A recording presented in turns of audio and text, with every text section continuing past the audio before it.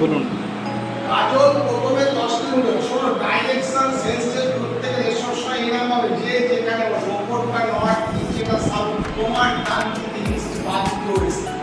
বলছে কাজল প্রথমে 10 মিটার উত্তর দিকে গেল, এই যে 10 মিটার গেল এখান থেকে গেল, তারপর সেখান থেকে 6 কিলোমিটার দক্ষিণে এই উল্টো দিকে এইটা 6, তাহলে টোটালটা 10, সেখান থেকে এটা হলো 4।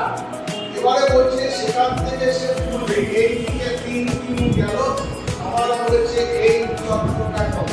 দেখো এইটা হলো 4, এটা হলো 3, তাহলে এটা হচ্ছে অভিমুখ সমান উপরবল লম্ব স্কয়ার প্লাস ভূমি স্কয়ার, তাহলে 25 এটা করলে